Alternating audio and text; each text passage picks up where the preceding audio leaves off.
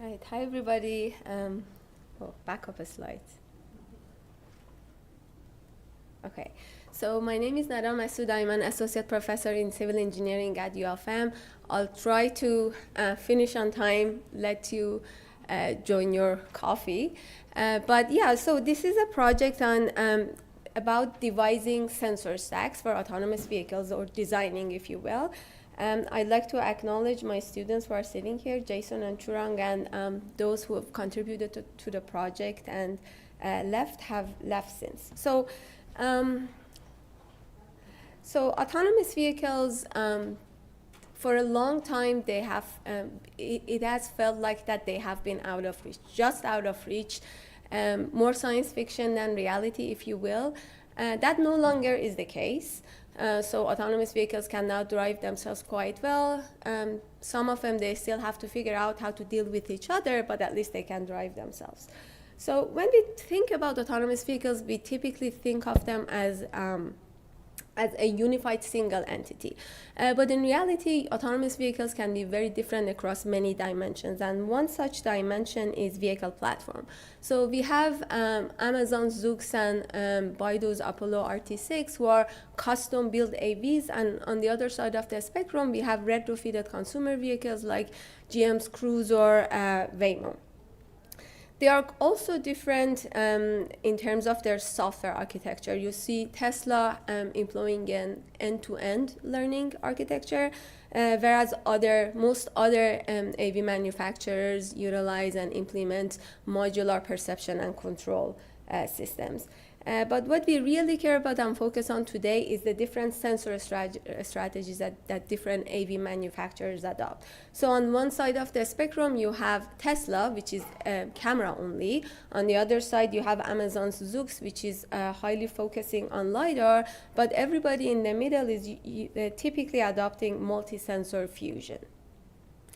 And this figure is to bring this point home even further. So here you see some of the more prominent AV manufacturers. The colors indicate the different types of sensors that are being utilized, and the height of the bars show the number of sensors. So you see there is a lot of diversity in the sensor stacks that different autonomous vehicle manufacturers are utilizing.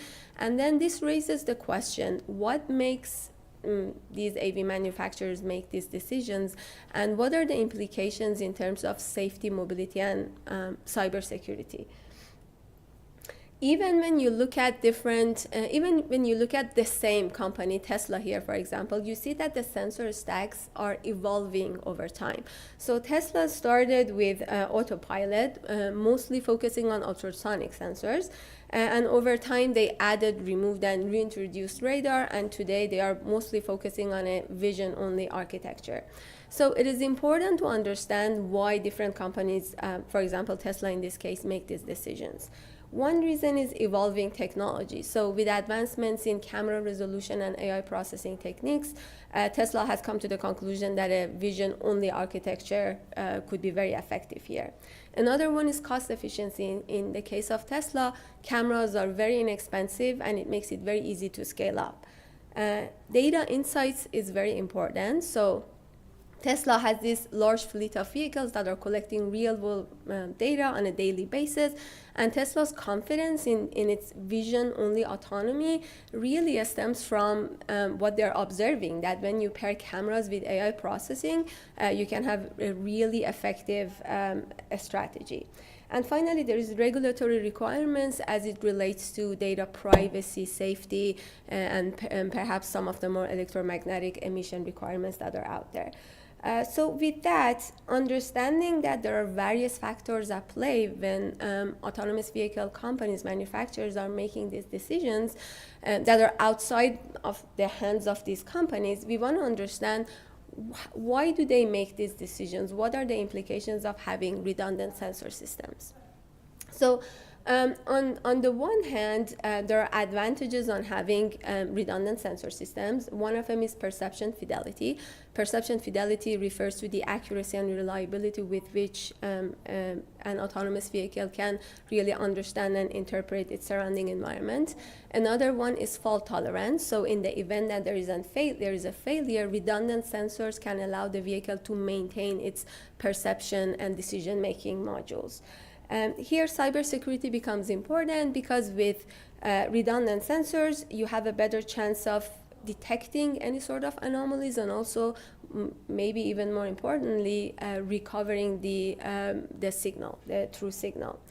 Now, on the other hand, obviously with more redundant sensors, the cost of manufacturing AVs increases, and also there are energy consumption implications as well.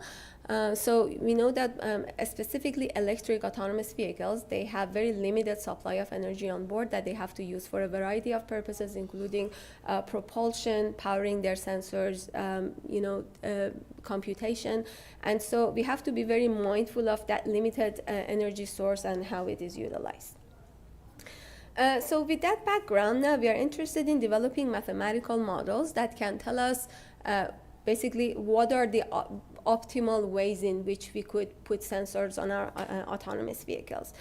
So this is a pretty simple optimization model. The objective function tries to maximize the benefits, and these benefits stem from three different sources. We want to make sure that the range of traveling for the autonomous vehicle is maximized. We want to make sure that the autonomous vehicle has good perception fidelity, and also cost becomes important. At the same time, we want to minimize cost. And then we have constraints that make sure minimum levels of driving range, perception fidelity, and fault tolerance are satisfied. Now you can think of this autonomous vehicle typically in such a setting.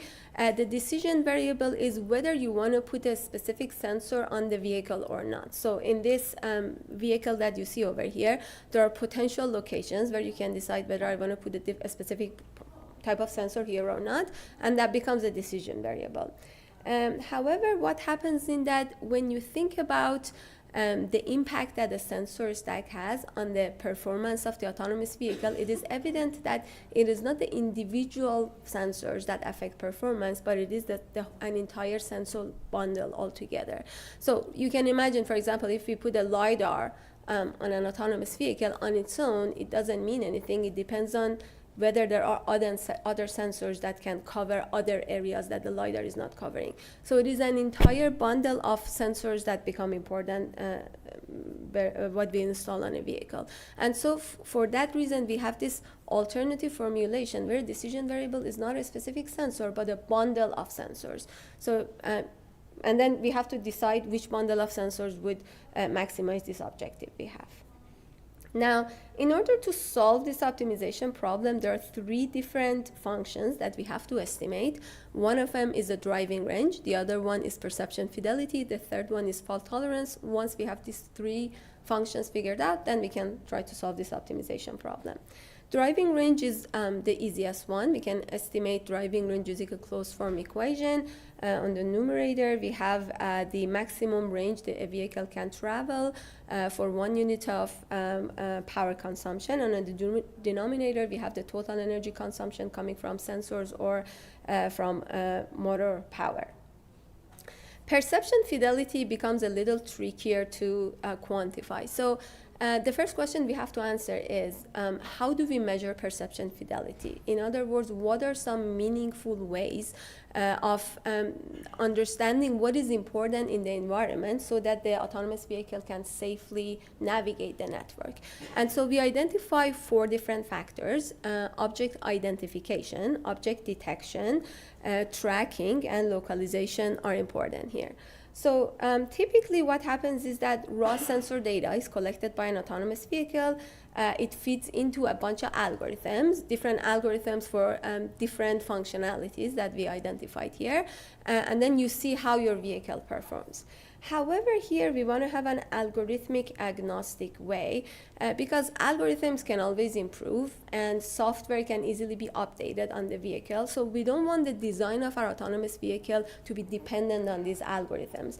Rather, we want this design to depend on the information content that these sensor bundles can provide regardless of the algorithms that are used. So with that background in mind, we are going to use a 3D angular binning across around our vehicle. So we take this three-dimensional space, we divide into small bins or voxels, and then we do a lot of simulations in Carla. And the reason why we use Carla is that it can model sensors or simulate sensors up to very detailed. So now with that, we are going to take two different approaches to estimate perception fidelity for LiDAR and radar and for cameras, because LiDAR and radar more naturally provide 3D information, whereas camera does not. So for LiDAR and radar, we define this measure of entropy.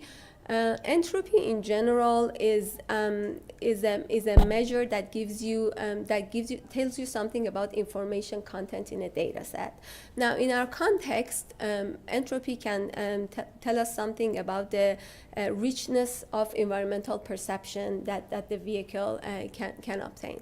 So if entropy is high, entropy measured by a sensor is high, it means that our sensor system have really high coverage. If it is a small, it means that there is a sparse data collection, meaning that there is either gaps in perception or low quality perception. So using this entropy measure, we can measure the entropy of singular sensors, then the combined entropy of the sensor system on board, and we can also, because we are in a simulated environment, we can easily obtain the ground truth entropy as well. And we take this combined entropy and we multiply it by two different factors. One of them, the first factor, is supposed to take into account redundancy. So if there are two different sensors that are giving us the same information on the same object, we want to make sure that it doesn't inflate our entropy measure, so we discount that. And second of all, the second correction factor accounts for the degree of coverage that our combined sensor system can obtain compared to ground truth. If this degree of coverage is smaller than ground truth, it means that there is gaps in coverage.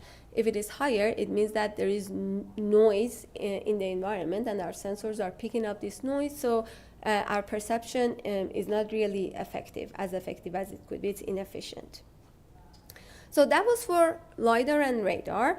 For cameras, again, because they don't naturally provide 3D information, we take a different approach. The main idea here is, instead of measuring point distributions like we do with radars, extract visual structure from images, and we deploy a three-step process. I'm not going to get into the detail because of the time restrictions, but essentially we use computer vision filters, apply them to images, and based off that outcome, we decide what is important and what is not in terms of contributing to perception fidelity.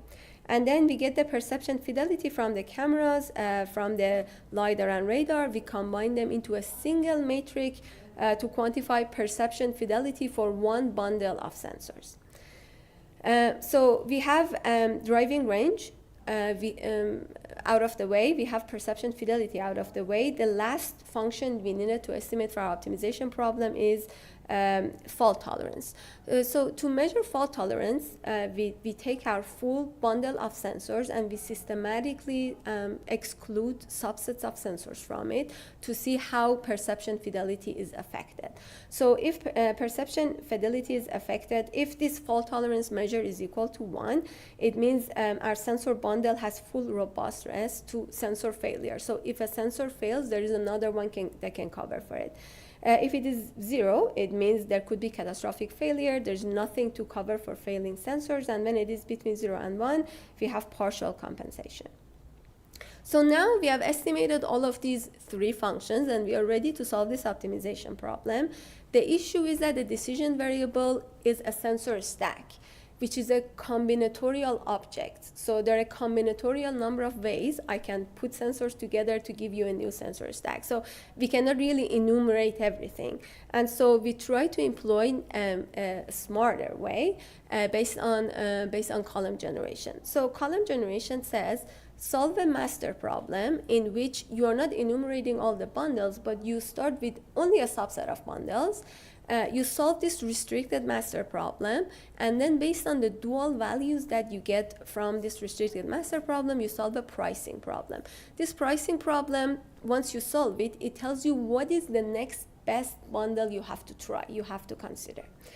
It's all good. The only problem is that this pricing problem, it doesn't have a closed form because there are functions in it that we are evaluating in simulation. So we use this framework, which is based on column generation. After we solve the restricted master problem, now we cannot solve the pricing problem closed form, so we employ heuristics that utilize those dual values to suggest new columns for us to try. If once we have a suggestion for a bundle, we can plug it into our pricing problem to say to see what our pricing problem says. Is it promising or not? If it's not promising, we set it aside. Otherwise, we include it. So now let me show you some results. So we did some very preliminary analysis with this vehicle. 4 different camera locations, 2 potential LiDAR locations, and 4 potential radar locations. Now, the goal is to see what combination of sensors we want to deploy on the vehicle. Now, the framework that I showed you is an iterative procedure. Initially, we start by some randomly generated bundle. So let's say the randomly generated bundle puts 3 cameras, and then there are 2 radars at the top. And the next iteration gives me this bundle. It's getting rid of the radars. And the next one gives me this bundle. It's putting a camera on front, getting rid of the side cameras. The final winner is this configuration, all cameras on 4 sides. So we had 4 potential locations we could put the cameras. It is utilizing it. Now, this framework is heuristic, so the final solution you get, it depends on your initial solution. So we tried this again, this time with a different initial solution. So this time we have a camera at the back, 2 radars at the cab, and a LiDAR at the front. And the final solution is again the same solution, the solution with 4 cameras. So now we started thinking, why is it that the vision-centric design seems to win? Here are some of the reasons why. Because cameras provide dense sensing. They can generate information at every single pixel. They give you great spatial coverage. Another reason is feature richness. We can mine pictures looking for edges, corners, different textures, different colors, different patterns. So it could be very informative. So one thing that I didn't cover, I skipped for the purpose of time, is that even though with cameras we only get 2D images, we can still play with it to try to project it into a 3-dimensional space. So even though they don't naturally provide 3D point clouds like LiDARs do, we can, after some processing, we can try to estimate that. They have lower cost and they have lower power consumption, so you can easily scale up. And finally, they have weaker redundancy penalty. So although when you have multiple cameras pointing at the same object, there is going to be redundancy, but there is still enough richness in different images that the redundancy is not that high compared to LiDAR and radar. Now, what are some of the reasons why we should not choose vision-only configuration, and why did our study produce vision-only configurations? One is real AV design should emphasize worst-case reliability. So in transportation, safety is always at the forefront, right?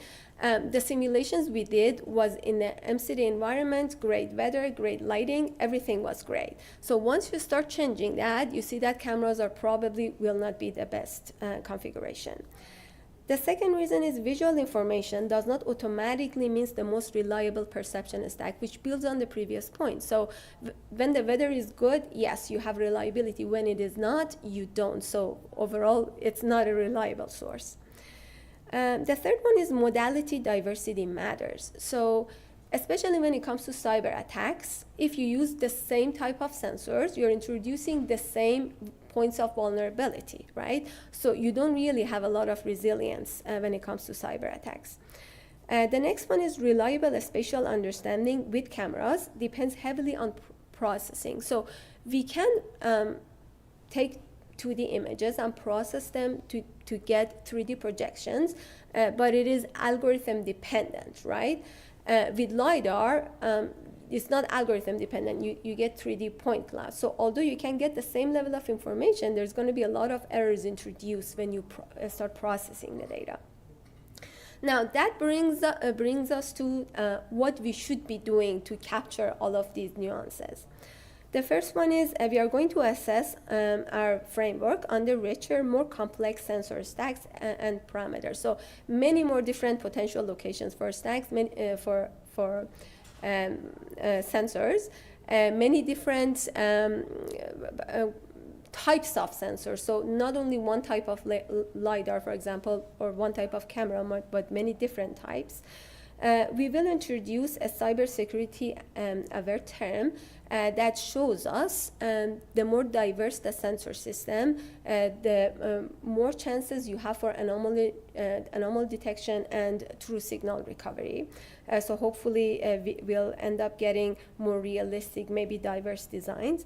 Another thing is incorporating worst case and robustness-based objectives, not just doing great under just regular all good conditions, nominal conditions, but under adversarial scenarios. That's where you want your AV to really work well.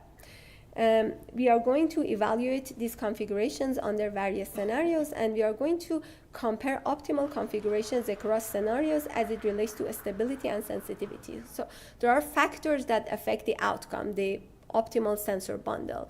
It turns out that some of these factors, when you change them, you don't see a lot of change in the optimal sensor bundle. Some of them, when you even make a small changes, the outcome is going to be very sensitive to the changes you make to the input. So it's very important to understand these.